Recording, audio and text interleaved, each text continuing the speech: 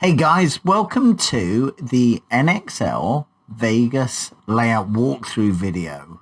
Love that teams have already got a full weekend of practice in. Unfortunately, I was away and couldn't get this video out in time on the day of release. But, you know, one weekend in, teams will have started to get a feel of the layout. And I feel that, you know, big weekend of practice coming up for every single team that's competing in Vegas from the 6th to the 8th of March at the NXL opener for the 2020 season. So without further ado, let's get stuck into this. Huge shout out, as always, to Guns Up for providing the software that allows us to do this style of video and do, you know, these virtual walkthroughs.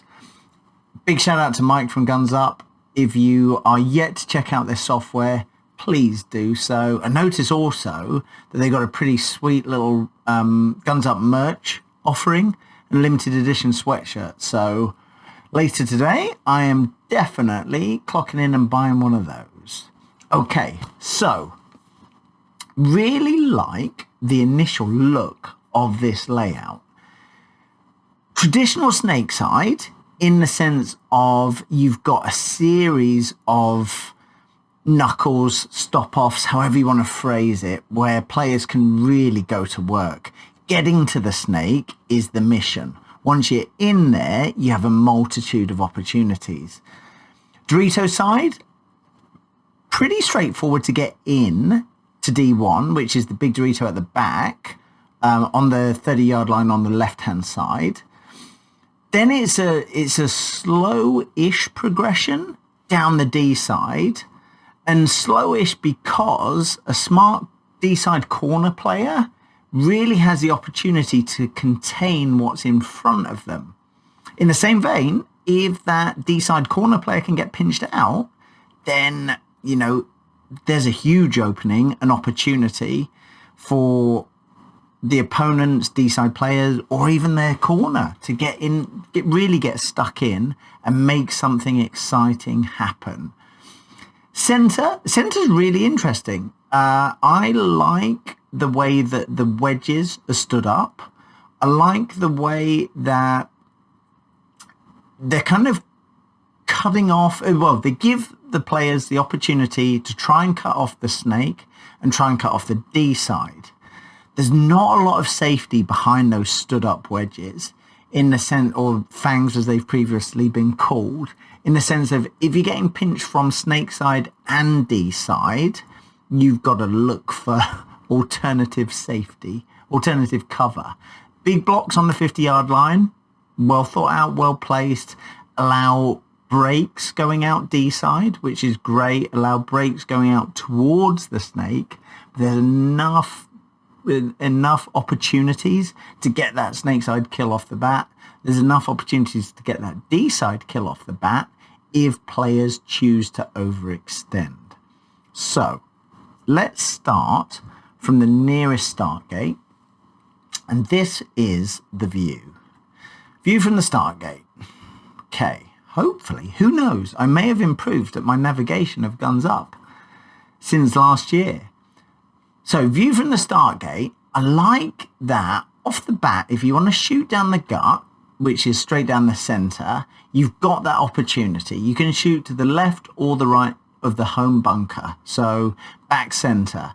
That is perfectly attainable for every level of player out there. Real simple, spin and shoot, get stuck in, get paint down the gut towards your opponents, and see if you can catch anybody sleeping. See if you can catch those players that sometimes slip on the break, sometimes are indecisive, make a slow break, whatever the circumstance. And obviously, playing surface dictates how worthwhile a shot this is sometimes. This weekend just gone, we've just played, you know, in super muddy conditions in the UK.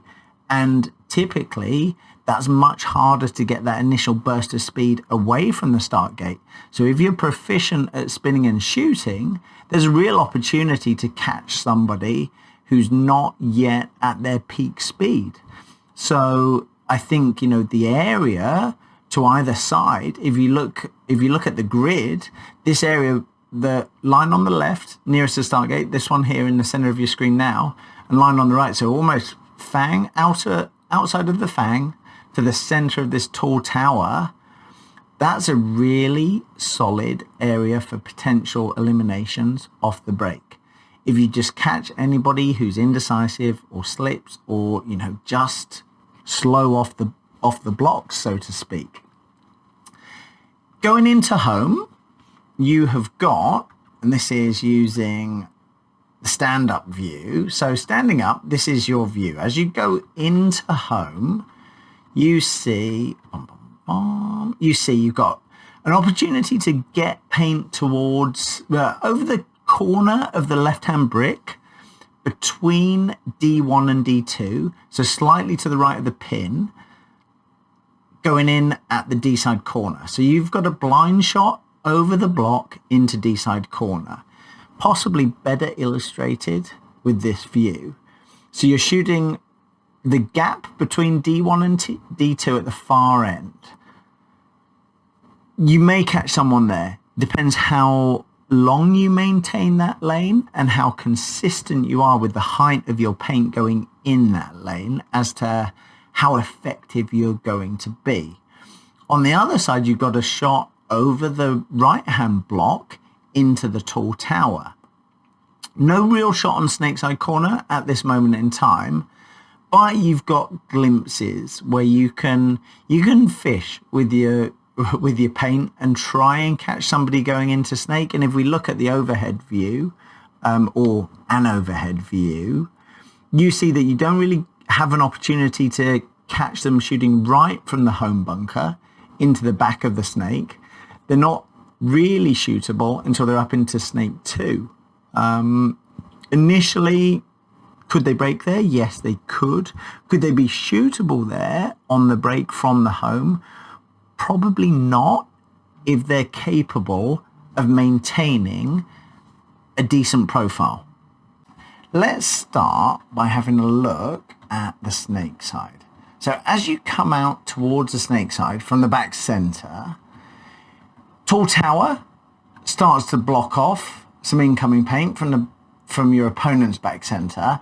You can get to the outside tower. Now, obviously, if we go to a crouching view and make that run, the central block,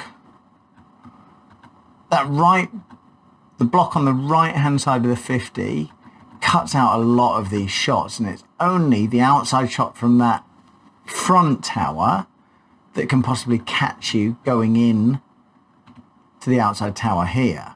Crossfield, what have you got? Crossfield, you got a good shot on the outside of D1. You can just see through there.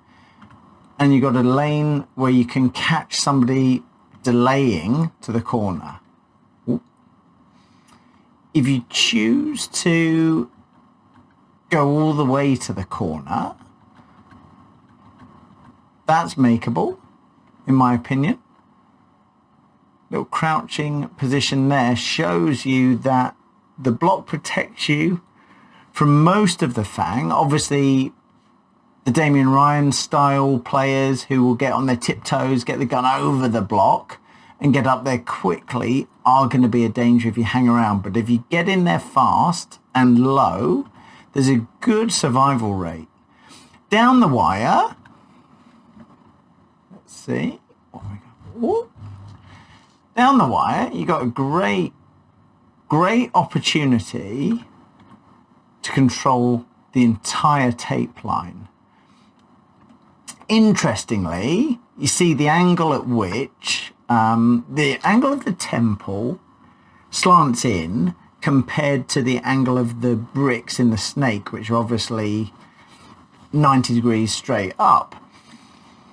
The bricks have more control over the corners because of that. So I think an early entrance into the Snake and control down the wire from Snake 2, which is the first big brick, is preferable than trying to control the wire from the corner. That said, if you are in the corner and you can stand up, you have the luxury of being able to shoot all of those central knuckles of the bricks, getting a bit of overwatch. But of course, you run the risk of shots coming in from crossfield, shots coming in from in front of you, etc. You open up a lot of risk by choosing to stand up over this snake corner bunker. When you're in here, if you were to play the corner low, infield, you got to watch out from the wrap, from that outside temple. You got to watch out from the Dorito side corner. That's probably the biggest danger. Allowing this, if you're playing the snake side corner, you do not want to be pinched out from your opposite and the D side corner. I think it's a very calculated decision if you're going to take the corner off the break. If you are going to take the corner off the break, I don't think you're going to stay there long, because there's not a lot of livable space behind that corner. D-side corner's got a great shot on you. Snake side corner, as in your opposite, has a great shot on you. And unless you're very proactive in the snake to counteract your opposite, they're not going to be under too much pressure, because they can still shoot down the wire over the top of those bricks and get paint in on you, which prevents you sitting back, edging away from that D-side corner gun. So this to me is an early stop off, as opposed to a, I'm here for the long haul type of position. Going into the snake is actually pretty covered. Other than the D-side corner lane, I think you can get in there as a secondary. I think it's significantly safer to take the route around this tall tower and go straight in off the bat, negating the chance of that D-side corner player settling in and, you then having to cross their lane to make this move. When you're in here, snake one is this little mini knuckle. Bit of a shot on the brick, bit of a shot on the edge of, on the back of D1. Not really much on the fang, unless they're gigantic. So if you're playing the ML Kings, you got a shot on the fang. Getting into snake 2, you've got a better shot on everything, including the pin between D1 and the fang. So that opens up a lot crossfield. You can live against everything crossfield. The brick, you've got to play smart, and both bricks, you've got to play smart and you've got to play tight. And then you've got this opportunity to control the wire. See 1, 2, 3, 4 knuckles in a row. And of course the snake corner. Going round this, the only real option, certainly early doors, is around the outside and up and in. Not a lot of room to move through there. Whether or not people kind of push the limits and see if they can crawl through these gaps between the knuckles and the snake, it remains to be seen. There may be some jumping over the beam to go from, knuckle to knuckle. But you've got significantly better angles here. Can't see D2, can't see the corner, but, great shot on D1, great shot on the fang, great shot on the central bricks. Slither on D3, but it's slightly protected by the pin. Up again into knuckle 3. What do we have? Great shot on D3, back of D1. Oh, sorry, great shot on D4. Tip of D3, as in the higher half. Back of D2. Not really anything substantial from D1 unless you edge back a bit and they're really sleeping. Corner's still out of play, so corner, D-side corner, not really troubling you. Tall tower, inside tower, that is, and the home bunker, that central can, both good shots, good lanes. I think a lot of these snake battles are predominantly going to be fought down the wire with those inside shots being taken when players relax or are either unaware that there is a snake presence. And, that wily little snake player just takes matters into their own hands, comes up, quick crossfield shot, bang, bang, job done. I don't think we're going to see much of the kind of back and forth in this snake complex, in the sense of, I think if you make it to snake 2, 3, 4, you're rarely going to go back to snake 1 to do something and then go inside, because the freedom of movement between the knuckles and the main beam of the snake just isn't there, as opposed to previous layouts. I think we're going to see some great action, snake 4s to opponents' kind of lay down fang, if you like, and some great endgame run-throughs. And if we do kind of play this scenario through, cleared the snake side, got all the way down to the corner, you got crossfield shots galore. As you go, you've got stop-offs, you can move, inside to the fang. If we're looking at how do you orchestrate hitting the buzzer, use the back center to block you off, depending on where they are downfield, of course, and you're forever edging nearer and nearer to hitting that golden buzzer and scoring a point. One thing that we didn't talk about was the shots you've got from the back of the snake, and we'll look at this from the other end. Obviously, you got your mirror. You can control either side of the snake side corner to some extent. You can shoot the top half of that bunker rather than, both sides all the way to the ground. I think if we go standing up, you get a little bit more of a shot on the outside edge, but you're obviously risking yourself to incoming paint just dropping over that profile, the profile of the edge, and getting a clip on a loader, a goggle, etc. So tough gig playing this bunker on the outside. On the inside, if we look at it from a crouching perspective, the block on the right is all over you. The D-side corner has great shots on you in that they can shoot you on the inside or they can wrap and shoot you on the outside. If they wrap and shoot you on the outside and they are capable of moving upfield to that mini Dorito 2, they then have a better shot, again from a different angle, which compromises your survivability.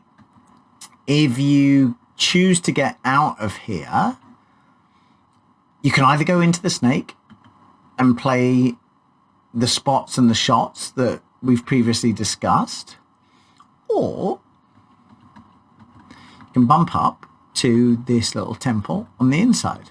Bumping up here is probably not a move you're going to see too often, but possibly a little stop-off move that may enable a in and out type of approach. And what I mean by that is, if it's hard to go on the outside and work your way up to snake 2, 3, 4, for whatever reason, really dominant tape player, etc., or really dominant snake player in there, maybe we're going to see a little inside move to this temple and then jumping over the beam between snake 2 and 3 in this manner. And getting in there, getting a bunker, even a highway run. And from, a standing position, this is the view, these are the angles. You see that between each of these knuckles, there's actually a lot of shootable real estate.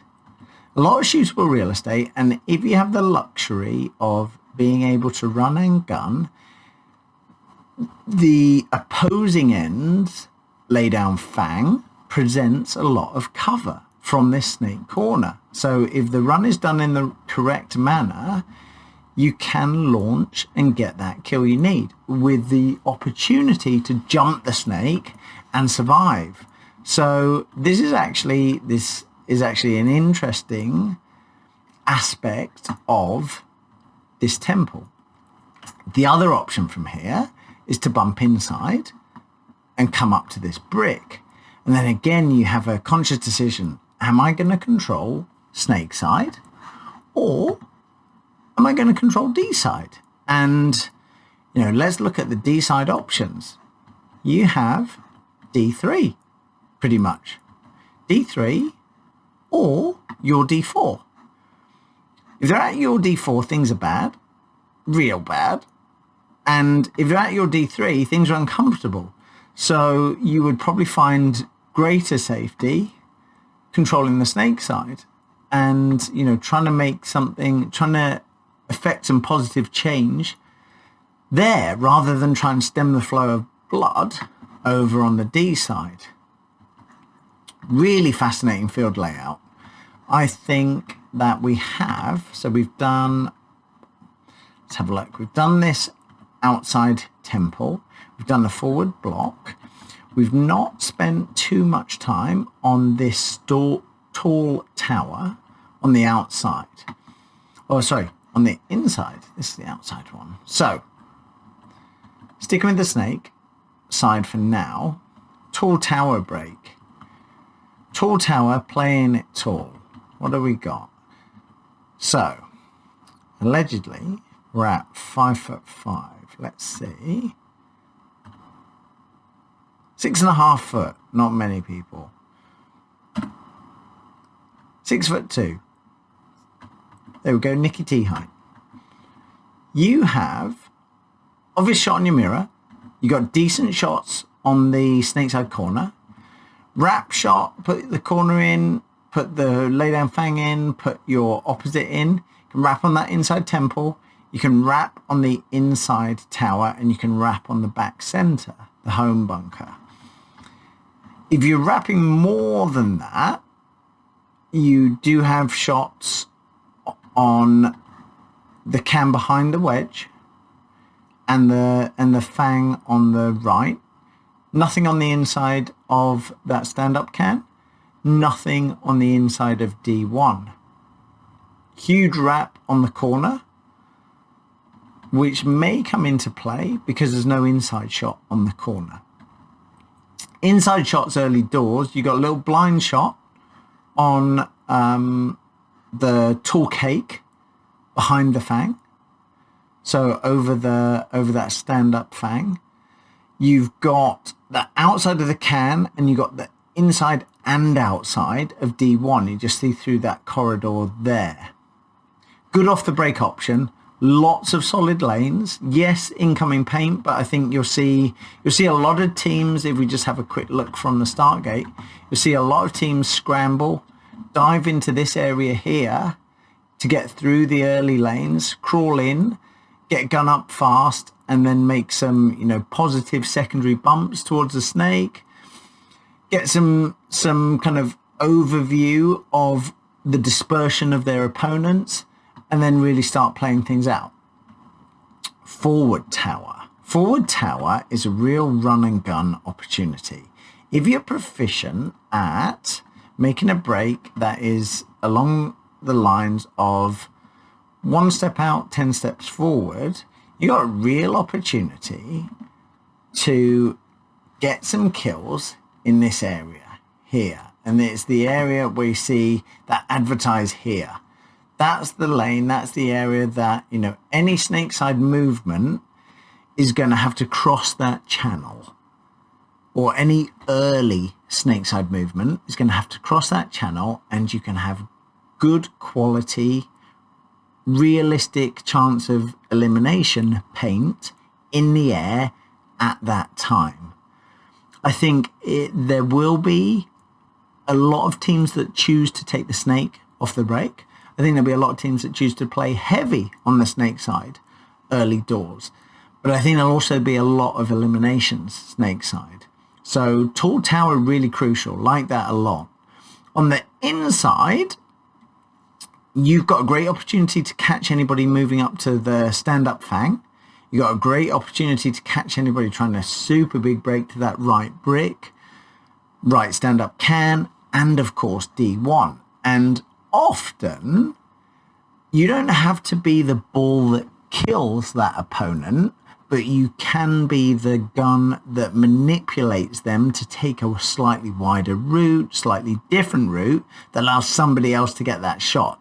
And that's where I feel if this gun is D-side, that's where I really feel its strength lies, by manipulating players into an uncomfortable route into their primary bunker. Okay, home bunker we've discussed. Let's start looking at D-side.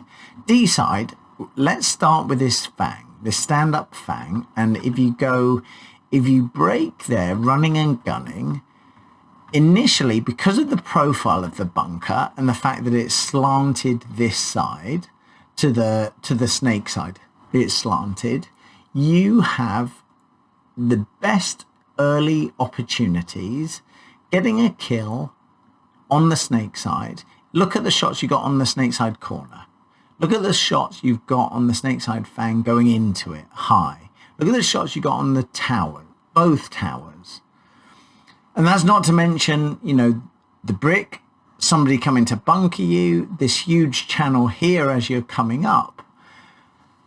It'll be really interesting to see how players choose to play this, to see what approach they take when it comes to their running and gunning, and how much running is involved in that process.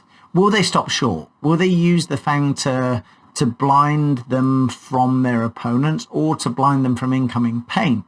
Will it be a quick bump? Will there be a delay behind the home? And then, a real sprint and dive and scramble to get in this fang?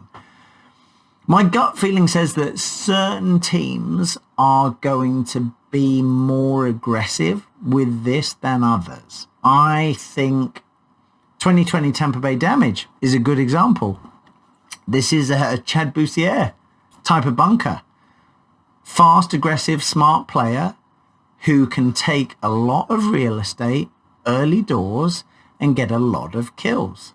And if they don't get the kills, the beauty of this style of play is that you're probably preventing snakeside movement in the process. You don't actually have to kill them at this stage. I mean, play out the scenario of Damage taking this stance, stopping their opponents from making the snake, Keith Brown making the snake, and you got a very happy Joey Blue. Simple as that. I think, Dynasty, Tyler Harmon, perfectly capable of going to town on this bunker. This is a real kind of showcase bunker, if you like, where I think we're going to see a new level of capabilities from a lot of these players. And I think divisionally speaking, this is one of those bunkers that puts you on the radar of pro teams looking for the next wave of talent coming up through the ranks. This is a real kind of make your name, make your statement, play it smart, play it decisively, and really learn to utilize the practice sessions to set yourself some objectives and say, okay, on this game, I'm doing this. And, this is the intended result. Then, marry up your expectation versus the reality. How well do you feel you did it? How proficient were you at running and gunning? How tight were you in the bunker? Were you, when you were eliminated, where was that elimination? Where did it come from, firstly?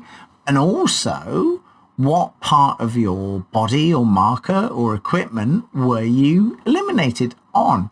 All of these aspects contribute to your understanding and how effective you make practice for you. So I think this is the standout bunker on the layout for me, in the sense of played well. I mean, and just springing to mind straight away, Rainey Stanzak. I expect to see him here a lot for X Factor, and I expect to see him get a lot of kills. This is where Archie must wish he was 2 foot taller. And I don't think there are many situations where he would wish that, because every other bunker he thrives in. But this is one of those where you can really make a name for yourself playing this well. On D side, if you were to look at your shots on the D side, because of the true, straight up and down nature of the profile of this bunker, is more limited than the shots you've got on the snake side. Yes, you got shots on the outside of D side corner. Yes, you got shots on the outside of D2. Yes, you got shots on the outside of the pin, which almost mirror the profile of the brick. This is one of those treacherous areas where it's hard to gauge where exactly they are. If you come out for a quick snapshot here, boom, and they move from, corner to D2 to pin to brick, you can lose them very easily. So, last man standing, would you want to be in the fang? Probably not. Early doors, would you want to be in there to get some real control of snake side in the center? Probably, in my opinion. Okay, coming out slightly wider. Dorito can off the break. Dorito can off the break really has the opportunity to control the inside. It's a tricky one. It's a tricky one to make off the bat because you could be getting chopped up from that forward tower. You could be getting chopped up from D1, which isn't too hard to make.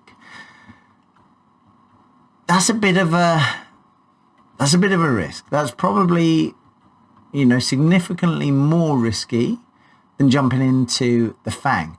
If some people are lulled into a false sense of security that the can is nearer, so it must be easier to make. Not necessarily so. The fang is protected by the brick, so it doesn't have the risk of being shot from D1 or the can. The can, on the other hand, isn't protected by that brick because it's in line with it. So you will get chopped up from both sides. I think a lot's going to come down to how the player's feeling at the start gate and how confident they are. Some players thrive on confidence, others wobble a little, especially, early elimination in Xball that sometimes makes people second guess their actions. I think that this is a great little stop-off bunker. If you spot a great lane, so say you want to break to the can, shoot the D-side corner, and then go straight into the brick, regardless of if you think there is somebody at the tower or not. This is a kind of roll the dice type of bunker where you are reliant on the speed of your movement being faster than the reaction time of your opponent. And if it's played in that manner, I think there's some merit to doing so. Endgame, this is probably one of those bunkers where it comes into its own. If you are in here trying to survive, you're probably going to want to look for something better. If you are flipping it round and, literally working out, okay, we've got corner. You can use the can to block off the snakeside corner and kill the D-side corner as you're coming through. Snakeside corner stays blocked, etc. So endgame, I think it offers a different look at how you can really tighten things up and finish things off. Okay, so coming out wider across the back line, if you go for the tall cake off the bat, what do we have? So early danger in the pocket, which you can literally step out of, use the fan to block. Bit of early danger coming over the top of the brick back at you. Again, all avoidable if you choose to go. Sensible, this is crouching height, by the way. If you choose to go at crouching height, perfectly avoidable. Tiny little lane there, but in order to shoot that, you got to be going into the tower, and people aren't really going to hang around to get a great lane off as opposed to live in the tower. So I don't think you'll get picked off too much making this move off the break. Once you're in here, the opportunity to get into D1 is probably the most tempting, in the sense of if you're controlling your wire and you're confident that reaction time, there's no paint. I mean, the only danger is the blind paint coming in from the tower that from behind your bunker, you can't stop. You can't put paint back in at the tower to stop that. You actually have to commit to going. Some players are really good at that and just trusting, you know, okay, this is what I'm doing anyway, try and stop me. Other players will get put off by that incoming paint and just be unnecessarily fearful, and that hesitation could cause them to get clipped. It's a bit of a roll of the dice, but it is almost like rolling a dice that only has even numbers. The odds are better than most rolls of the dice. When you're into D1, this is where the fun starts. And of course, if you're the player at the tower and you think you have an inkling that they're going to move from this tall cake, you got a choice, because you can put paint in here, or you can react and put paint here over the top of, you know, the edge of D1 rather. In D1, you've got snake side shots, snake 2 and 3 especially, bit of the outside of snake 1, nothing of the snake brick, nothing of the snake corner.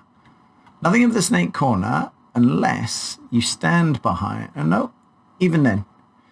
Only if you stand do you have a shot on the outside tower. If you are crouching, it's pretty much blocked actually from the inside. But be wary of paint coming in and those blind shots coming in. If you wrap too far, if you wrap a little bit rather, you've got both sides of the inside tower. Standing shot, tough on the wedge, to be honest. That's a very rare kill, in my opinion, from D1 and vice versa. And you got a little glimpse of back center. Just a little glimpse. Pin comes into play, can comes into play.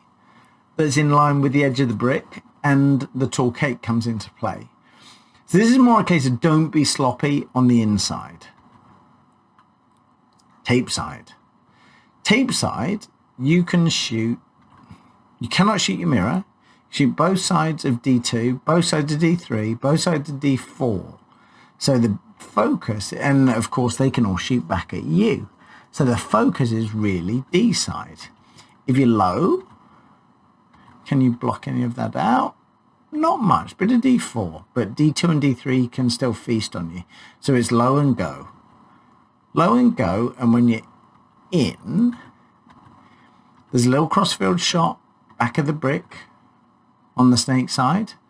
That'll be the fang on the snake side. And back, in fact, let's just double check that. Yeah. Yes. So when you go to D2 is the back of the fang. And you've got that. That must be. Yes, it is. You've got the snake corner. Again, you can see both sides of D3, see both sides of D2, and you can see the outside of D1. And of course, corner could be fishing and moving around and stepping out and doing all sorts. So again, low and go. What do you have? Low and go. You potential crossfield shot from that lay down wedge on the back of the snake. Back center has a piece of you. The outside can in line with the brick has a piece of you. And, you know, that forward temple, left brick. Snake could fish, but I think it's very unlikely for the snake to kill that D. Maybe the snake could. It is very much circumstantial in that they would have to be looking the right way at the right time and pulling the trigger. Because if you were to move fast between D2 and D3, they wouldn't react fast enough. So in D3, you're limited on crossfield shots if you're playing it tight. To the temple on the snake side and the brick on the snake side and a bit of snake 3.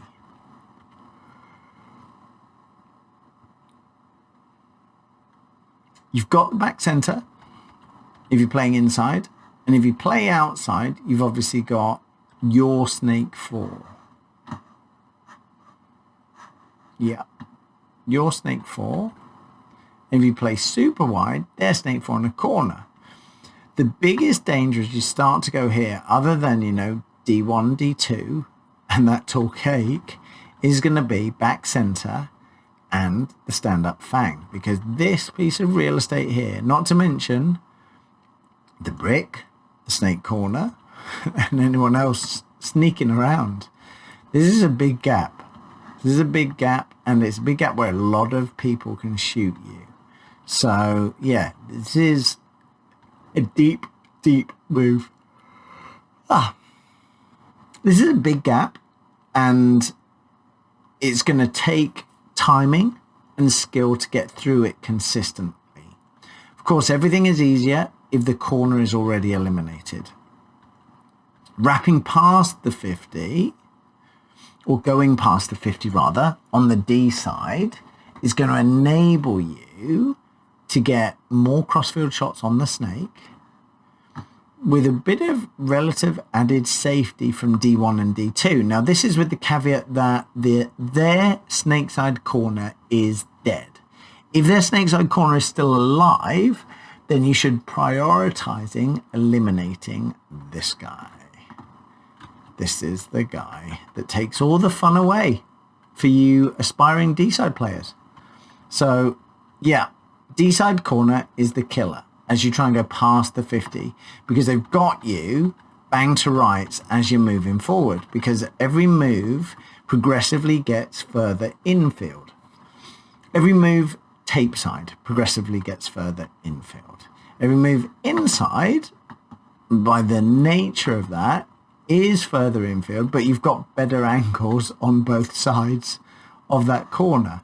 You also don't have a lot to live on. So I think we're going to see a bit of D4 stagnation. I think sometimes we'll get some big moves that go up to, past your opponent's 50, their D4, into their D3, and then people stop. They hunker down here, they try and get kills from the brick and the fang, and then they work out, okay, how can I get inside? They'll work out, how can I get up to the can on the inside to really close out this game? And you can see the tower can block off the laydown fang, get some good shots on the snake, especially standing up. Blinded from the snake side corner, so you can use that by the tower, so you can use that to kind of walk it in towards the buzzer, getting those eliminations. Run through wise, you still got D2, D corner, and D1 to go, not to mention this tall tower. So this is actually a super interesting layout. Super interesting in that I feel we're going to get a lot of initial early breaks. Let's just cycle through the looks. I think we're going to get some solid snake action. I think we are going to get a lot of real estate taken. I think that central stand-up fang is really going to come into play early doors for a lot of teams. I think we're going to see players do a job from there and then bump forward into that 50 brick on the D side, close down the D side, and then I think the D side players are going to come alive and actually get those crossfield shots going, get the movement going, allow the snake players to go to work. Key bunkers that I'd want to kill, I think that snake side corner is key and D side corner are key. If you take out the corners, this is huge. I think it's a very, very playable layout. My gut feeling is we're going to see an awful lot of variation as the event progresses. I would love to watch some divisional games on this layout, because I think it's actually going to be carnage. Really, really excited to see this layout played, and kudos to the NXL and the Field Design Committee for doing it. I hope that you guys have enjoyed this walkthrough of the Las Vegas NXL 2020 layout. Enjoy the event if you're playing. Post up in the comments below of what you found useful, what you think the key bunkers are going to be. Have a great event, and don't forget to share this amongst your paintball friends. See you all soon.